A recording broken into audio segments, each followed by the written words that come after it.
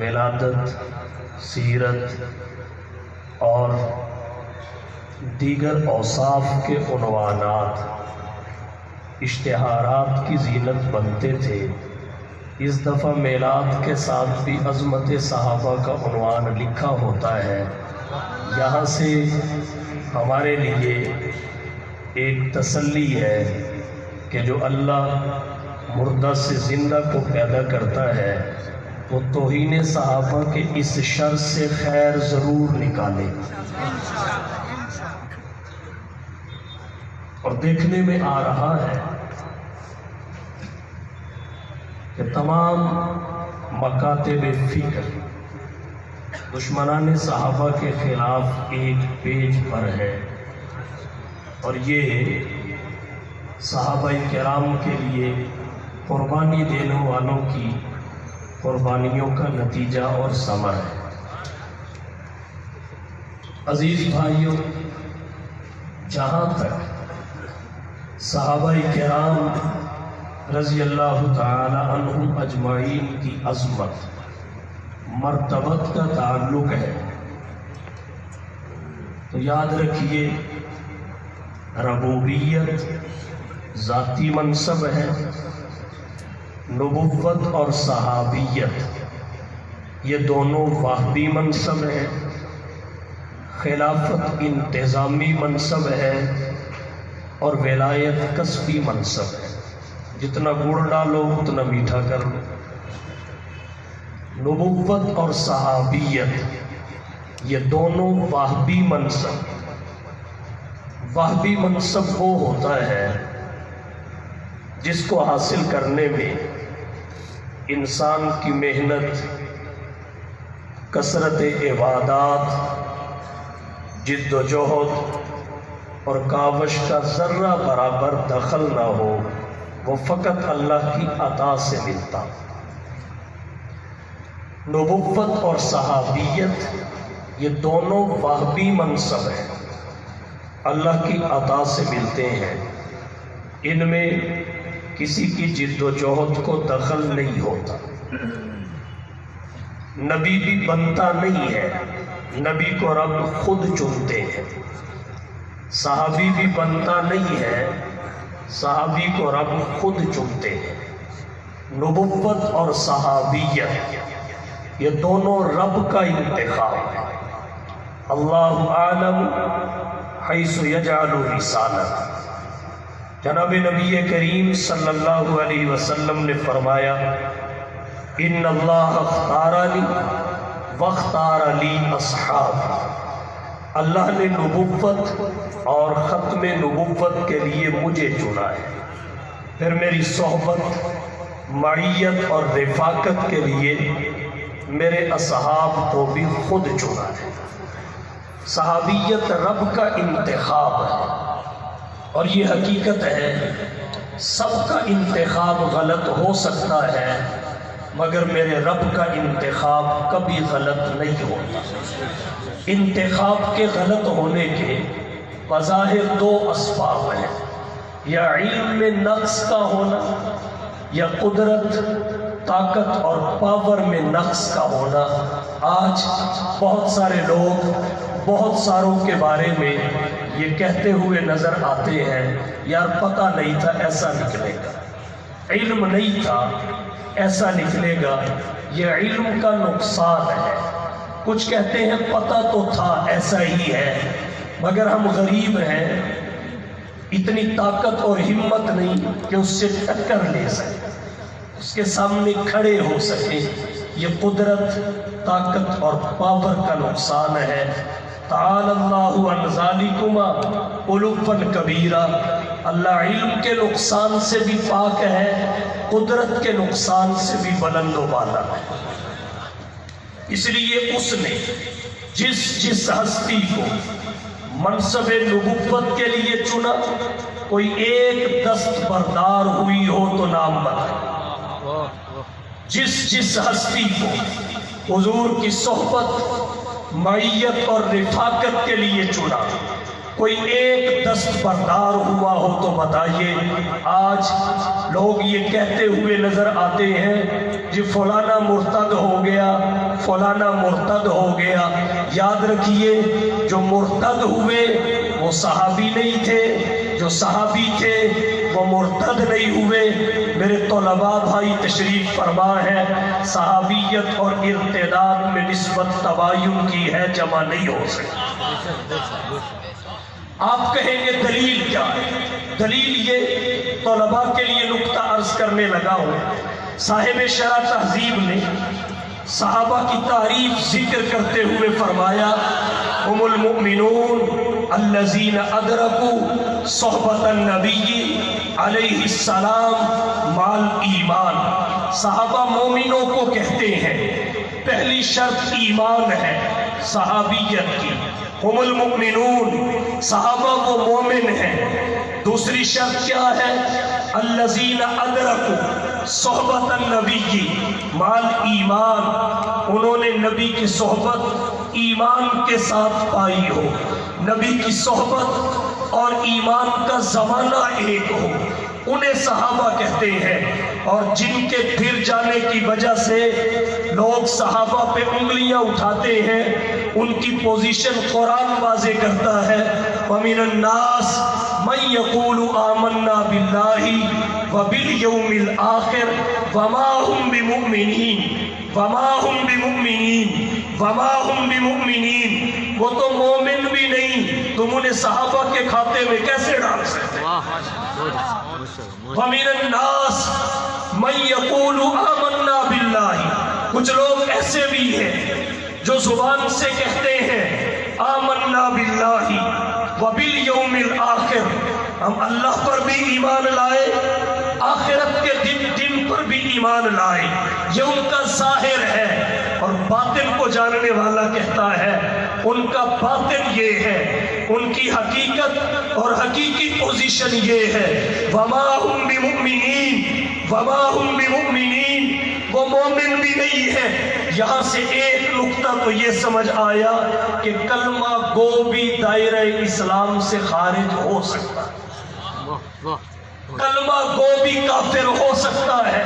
وَمِنَ النَّاسِ مَن يَقُولُ آمَنَّا بِاللَّهِ وَبِالْيَوْمِ الْآخِرِ وَمَا هُمْ بِمُؤْمِنِينَ. جیسے صحت مند ہونے کے لیے تمام بیماریوں سے صاف ہونا ضروری ہے، لیکن مریض بننے کے لیے تمام بیماریوں کا لگنا ضروری نہیں ہے. کوئی ایک بیماری بھی لگ جائے آدمی مریض اور پیشنٹ کہلاتا ہے. بالکل اسی طرح مومن بننے کے لیے تمام ایمانیات کو تسلیم کرنا ضروری ہے، لیکن دائرہ اسلام سے نکلنے کے لیے سب کا انکار ضروری نہیں ہے. کسی ایک کا انکار بھی ہو جائے تو آدمی دائرے سے باہر ہو جاتا ہے. تو کیسے الزام صحابہ پہ دیا جا سکتا ہے؟ قرآن کہتا ہے وَمَا هُمْ بِمُؤْمِنِينَ، وہ تو مومن بھی نہیں. صحابیت کی پہلی شرط ہی ایمان ہے. ان کے جانے کی وجہ سے تم یہ بھی نہیں کہہ سکتے ایمان والے پھر گئے، ایمان والے مرتد ہو گئے. ہاں یہ کہہ سکتے ہو پہنچی وہیں پہ خاک جہاں کا خمیر، پہنچی وہیں پہ خاک جہاں کا خمیر تھا. اب اگر کسی کے ذہن میں دل و دماغ میں یہ الجھن پیدا ہو کہ ان کے بیچ میں بیٹھے ہوئے ہونے کی وجہ سے صحابہ کی حجیت کس طرح قائم رہ سکتی ہے، صحابہ کرام کی ذوات گرامی کو اتھارٹی کیسے قرار دیا جا سکتا ہے، ایک بات کہنا چاہوں گا تاکہ الجھن دور ہو جائے. جب تک ان میں سے ایک کو، منافقین میں سے ایک کو اللہ نے اپنے رسول کے ذریعے صحابہ سے الگ نہیں کروا دیا، حتیٰ یمیز اللہ الخبیث من الطیب، جب تک ایک منافق صحابہ سے الگ نہیں کروا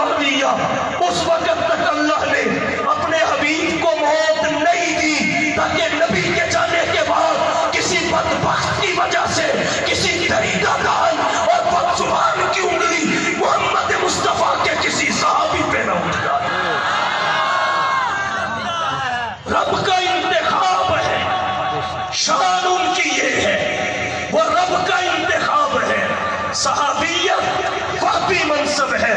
اور یاد رکھیے نبوت کی طرح جب صحابیت بھی پاپی منصب ہے. تنقید کا اصول یہ ہے کسبی منصب پہ تنقید ہوتی ہے، پاپی منصب پہ تنقید نہیں ہوتی.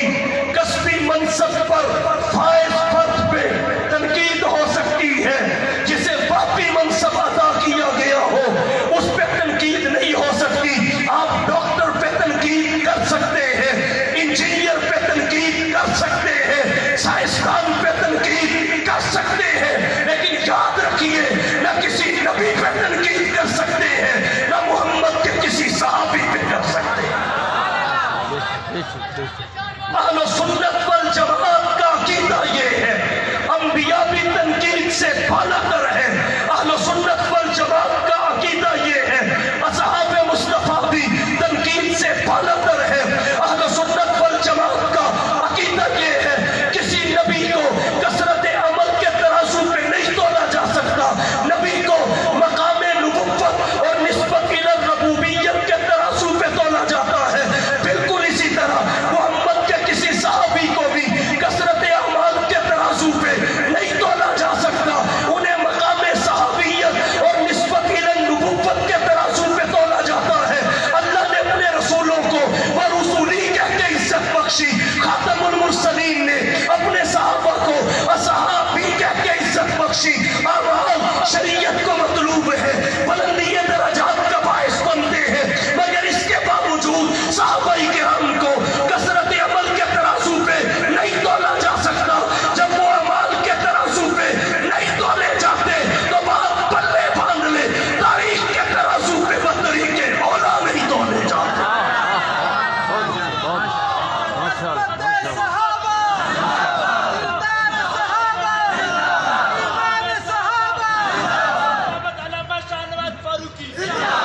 صحابہ کرام تاریخ کے ترازو پہ نہیں تولے جا سکتے.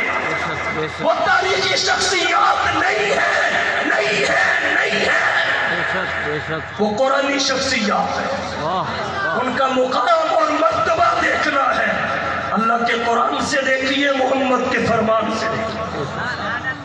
تاریخ کے ترازو پہ تولنا صحابہ کرام کو ایسے ہے جیسے توڑی والے ترازو پہ ہو پہاڑ کو توڑنا، اور یہ ممکن نہیں ہے. توڑی والے ترازو پہ، توڑی والے پہ، توڑی والے پہ، جیسے توڑی والے ترازو پہ بہت پہاڑ کو نہیں تولا جا سکتا، ایسے ہی تاریخ کے ترازو پہ میرے محمد کے صحابہ کو نہیں تولا جا سکتا. جی فلانی تاریخی کتاب میں یہ ہے، فلانی تاریخی کتاب میں یہ ہے، تعمیری گفتگو کر رہا ہوں، بات سے نشین کر لیجئے. قرآن سے بڑی کتاب کوئی نہیں، آیت سے بڑا حوالہ کوئی نہیں. قرآن سے بڑی کتاب کوئی نہیں، آیت سے بڑا حوالہ کوئی نہیں. ہمیں تو یہ بتایا گیا، الحمدللہ ہم حنفی ہیں، ہمیں تو یہ بتایا گیا کہ جب کوئی روایت بظاہر آیت کے مقابلہ میں آئے، بظاہر تو تطبیق دو. یہی وجہ ہے فقہائے احناف جو آیت سے ثابت ہوتا ہے اسے فرض قرار دیتے ہیں، جو روایت سے ثابت ہوتا ہے اسے واجب قرار دیتے ہیں. اصول الشاشی، نور الانوار اور ہماری دیگر اصول فقہ کی کتابیں ان ابحاث سے بھری ہوئی ہیں. تو جب روایت بھی آیت کے مقابلہ میں آئے، تطبیق کی کوشش کی جائے، ہو جائے فبیہا، وگرنہ روایت کو چھوڑ دیا جائے، آیت پہ عمل کیا جائے.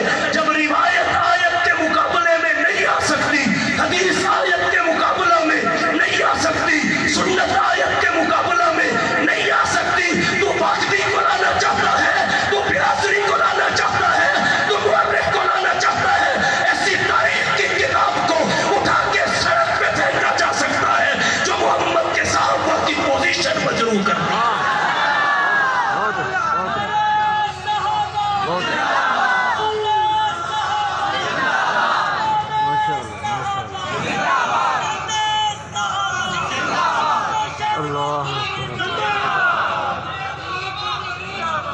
وہ تاریخی شخصیات نہیں ہے، وہ قرآنی شخصیات ہیں.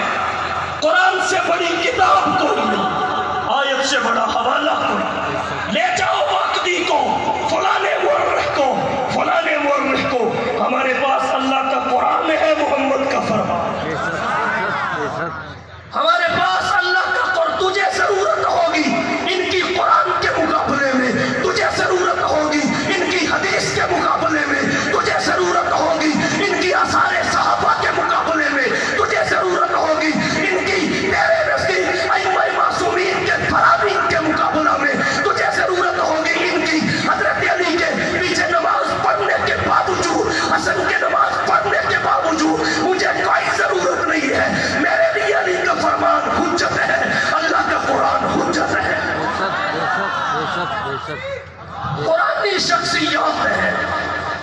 شخصیات نہیں ہے.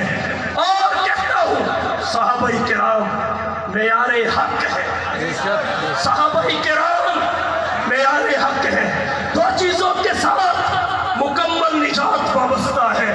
نمبر ایک ایمان کے ساتھ، نمبر دو اعمال صالحہ کے ساتھ.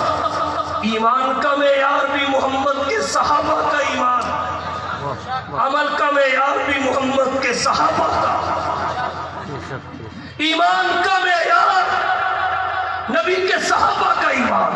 فَإِنْ آمَنُوا بِمِثْلِ مَا آمَنْتُمْ بِهِ فَقَدِ اهْتَدَوْا وَإِنْ تَوَلَّوْا فَإِنَّمَا هُمْ فِي شِقَاقٍ.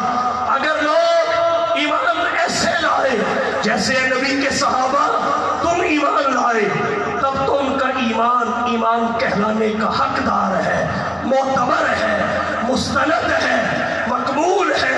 وَإِن تَوَلَّوْا، اور اگر وہ پھر گئے، ہٹ گئے، فَإِنَّمَا هُمْ فِي شِقَاقٍ، وہ ضد میں ہے، خلاف میں ہے، حسد میں ہے، بغض میں ہے، کینے میں ہے، عداوت میں ہے، سرکشی میں ہے، ضلالت میں ہے. وہ دائرہ ایمان میں نہیں ہے. فَسَيَكْفِيكَهُمُ اللَّهُ، انہیں سے اللہ نمٹے گا، ان سے اللہ نمٹے گا. صحابہ تو دنیا سے جا چکے ہیں، وہ سامنے نہیں ہے، اللہ نمٹے گا. وَهُوَ السَّمِيعُ الْعَلِيمُ، وہ اس بکبک کو سن بھی رہا ہے اور ان کی دشمنی کو جانتا بھی ہے. فَسَيَكْفِيكَهُمُ اللَّهُ وَهُوَ السَّمِيعُ الْعَلِيمُ. ایمان کا معیار صحابہ کا ایمان ہے. ایک نقطہ عرض کرتا ہوں، ہمارے ایمان کی بنیاد صحابہ کے ایمان پہ ہے.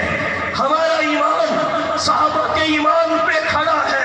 یاد رکھیے، اگر صحابہ کے ایمان کی نفی کر دی جائے، صحابہ کرام کو غیر مومن قرار دے دیا جائے، تو قیامت تک دنیا میں کوئی مومن پیدا نہیں ہو سکتا.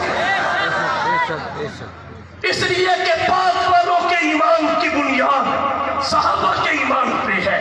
تو ہمارے ایمان کے لیے معیار، سیمپل، کسوٹی، نمونہ صحابہ کا ایمان ہے. رہا عمل، ہمارے عمل کا معیار بھی صحابہ کا عمل ہے. آپ کہیں گے کیسے؟ حضور نے فرمایا صلو کما رأیتمونی اصلی، نماز پیسے پڑھو جیسے تم مجھے پڑھتے دیکھو. کس نے دیکھی؟ ہم نے. نبی کی نماز صحابہ نے دیکھی، انہوں نے تابعین کو بتائی، انہوں نے تبع تابعین کو بتائی، انہوں نے اتباع تبع تابعین کو بتائی. اس طرح یہ خبر ہم تک پہنچی تو نبوت کی نماز تک ہم پہنچے، نبوت کی نماز ہم تک پہنچی. اگر صحابہ کرام درمیان سے نکال دیے جائے، نبوت کی زندگی کا کون سا حصہ ہے جو ہم تک پہنچ سکتا ہے؟ جیسے ایمان کا معیار صحابہ کا ایمان ہے، ویسے ہی عمل کا معیار صحابہ کا عمل ہے. اگر علماء اس جملے کی وجہ سے تشویش میں ہو تو میں انہیں مزید واضح کر کے ذکر کرنا چاہوں گا. ہماری اصول فقہ کی کتابوں میں لکھا ہے کہ امر سے وجوب ثابت ہوتا ہے، لیکن فعل نبوت سے وجوب ثابت نہیں ہوتا. اس لیے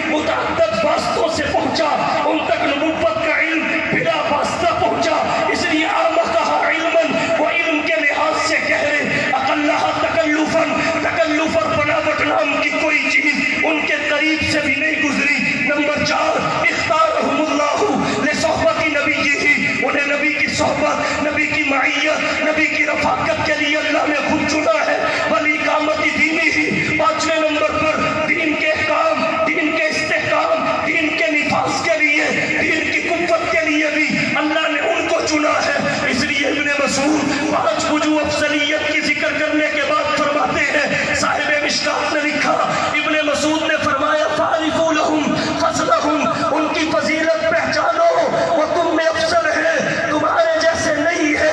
याद रखिए, सहाबाए किराम अगरचे अंबिया की तरह पूरी इंसानियत से अफजल तो नहीं है, मगर अंबिया के बाद पूरी इंसानियत से अफजल जरूर है। वो अंबिया की तरह मासूम तो नहीं है, मगर महफूज, मगफूर और इंदल्लाह मकबूल जरूर है। सहाबाए किराम अगरचे उन पे कुरान उतरा तो नहीं है, मगर वो कुरान के अव्वलीन मुखातब और मुहाफिज जरूर है। वो इस्लाम के अवामिर व नवाही के मूजिब तो नहीं है, मगर इस्लाम के अव्वलीन नाक़िल और शारे जरूर है। वो रबूबियत और नबुव्वत के दरमियान वास्ता तो नहीं है, मगर नबुव्वत और उम्मत के दरमियान वास्ता जरूर है। यही तो है जो नबुव्वत से लेते हैं, उम्मत को देते हैं, नबुव्वत से पढ़ते हैं, उम्मत को पढ़ाते हैं, नबुव्वत से सुनते हैं, उम्मत को सुनाते हैं, नबुव्वत से चलते हैं, उम्मत को बताते हैं। उनसे खता का हो जाना साबित तो है, मगर उनके जिम्मे में बाकी ना रहना यकीनी जरूर है। उनके कब्जा में इंसानियत की हिदायत तो नहीं है, मगर वो पूरी इंसानियत के लिए जरिया हिदायत और नमूना अमल जरूर है। फारिफू लहुम फज़लहुम, पहचानो उनकी पहचानिए उनकी फजीलत। और कहता हूँ आसान बनाने के लिए, वो हमारे जैसे नहीं है, हमारे जैसे नहीं है, वो है। हम अल्लाह की रजा तलाश करते हैं, हम अल्लाह की रजा तलाश करते हैं, मगर अल्लाह की रजा उन्हें तलाश करती है। हम अल्लाह की रजा तलाश करते हैं, अल्लाह की रजा उन्हें तलाश करती है। रज़ी अल्लाहु अन्हुम व रज़ू अन, अल्लाह उनसे राजी हो गया। और अल्लामा इब्ने तैमिया ने अस्सारिमुल मसलूल अला शातिमिर रसूल में लिखा, मन रज़ी अल्लाहु अन लम यसकुत अलैहि अबदा, जिससे अल्लाह अपनी रजा का ऐलान कर दे फिर उससे नाराज नहीं होते, ऐलान करके भी नाराज हो उसके इल्म को चैलेंज होता है। ऐलान करके भी नाराज हो अल्लाह के इल्म को चैलेंज होता है। तो साहबा कौन है? हम अल्लाह की रजा को तलाश करें, अल्लाह की रजा साहबा को तलाश करें। अल्लाह कुरान में फरमाते हैं, रज़ी अल्लाहु अन्हुम व रज़ू अन, अल्लाह इनसे राजी, ये अल्लाह से राजी। कोई भी तफसीर का तालिब इल्म ये सवाल कर सकता है, ये साहबा की मदह है, ये साहबा की तारीफ है, ये साहबा की तौसीफ है, लेकिन समझ से बाहर है। अल्लाह का उनसे राजी होना ये तो उनकी मदह बनता है, उनका अल्लाह से राजी होना ये उनकी मदह कैसे बन गया कि वो भी अल्लाह से राजी? आइए मैं बताऊं ये उनकी मदह कैसे है। हमें अगर 4 दिन बुखार रह जाए तो हमारी जुबान शिकवे उगलने लग जाती है, और शिकवे भी अल्लाह की जात के, साहबा की कैफियत और उनके दिलों की पाकीज़गी देखिए। उनसे मक्का छुड़वाया गया, वो फिर भी अल्लाह से राजी, उनके आबा व अजदाद से उन्हें दूर कर दिया गया, वो फिर भी अल्लाह से राजी। फिलहाल तब पे कोयलों पे लेट के कह रहे हैं, जफा जो इश्क में होती है जफा ही नहीं, जफा जो इश्क में होती है जफा ही नहीं, सितम न हो तो मोहब्बत में कुछ मजा ही नहीं, वो फिर भी अल्लाह से राजी। तख्तेदार पे सहाबी लटका हुआ है, तख्तेदार पे लटक के भी अल्लाह से राजी। आजमाइश के लपकते हुए हंगामों में, आजमाइश के लपकते हुए हंगामों में वक्त ने उनके निशानात कदम देखे हैं। तख्तेदार भी आया तो उसे चूम लिया, ऐसे चीज़ार भी तारीख ने कब देखे हैं, वो फिर भी अल्लाह से राजी। मक्का छोड़ के मदीना पहुंचे, इस्तिलाए कुफ्फार का उनके माल पे गालिब आ जाना, अपने कब्जे में ले लेना, इसकी वजह से माल उनकी मलकियत से निकल गया। अल्लाह ने उन्हें फकीर करार दिया। लिल फुकराइल मुहाजिरीन अल्लज़ीना उखरिजू मिन दियारिहिम व अमवालिहिम, सब कुछ होते हुए उनको फकीर करार दिया जाना, वो फिर भी राजी। अलगज़ घर बार छोड़ा फिर भी राजी, बीवी बच्चे छोड़े फिर भी राजी, फक्र फाका बर्दाश्त किया फिर भी राजी। ये है उनकी मदह, ये मदह बनती है और बने भी क्यों ना, वो नबी की मेहनत का है खुलासा, वो नबी की मेहनत का है खुलासा। इल्म व अमल के बहकर 100 बड़ा सराफा मिशन का जिनका दीने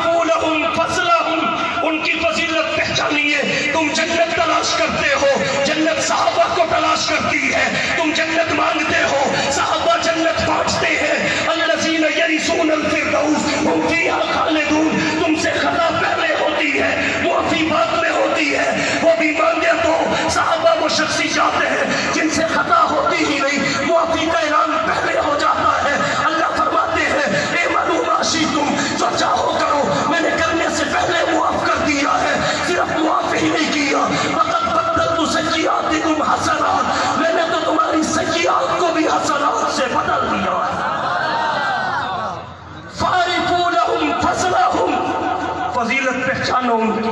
हमारी बैत उम्मती के हाथ में, सहाबा की बैत नबियों के नबी के हाथ में। हमारी आंखों में उम्मती की तस्वीर, सहाबा की आंखों में नबियों के नबी की तस्वीर, और नबियों के नबी की आंखों में सहाबा की तस्वीर। तभी अल्लाह ने फरमाया वला तादु इला कानहुम तुरीदु ज़ीनतल हयातिद दुनिया वला तुती मन अग़फलना क़ल्बहु अन ज़िक्रिना वत्तबा हवाहु वकान अमरुहु फुरुता।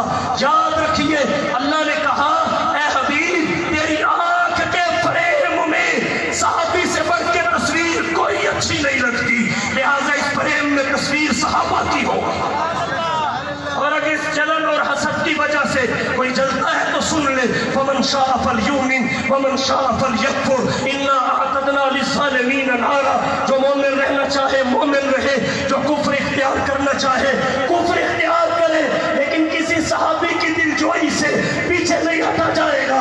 सैयद नूरुल हसन शाह साहब बुखारी रहमतुल्लाह अलैह ने अल सहाब फिल किताब में हजरत अब्दुल्ला बिन उम्मे मक्तूम का वाक़या जिक्र करने के बाद फरमाया ये सहाबा की शान है कि अल्लाह ने एक सहाबी की दिलजोई पे पूरे आलम कुफ्र के मुस्तकबिल को कुर्बान कर दिया।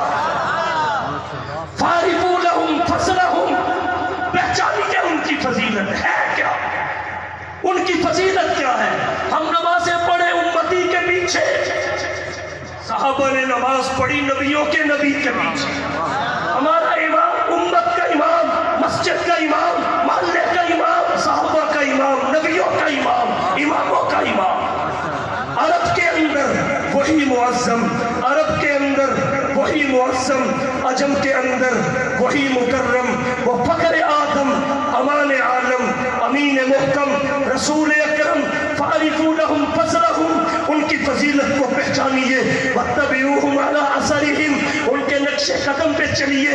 तमस्सकू बिमस्तताअतुम मिन अखलाकिहिम व सियरिहिम, उनकी सीरत व किरदार, अखलाक व अहवाल को मजबूती से पकड़ लीजिए।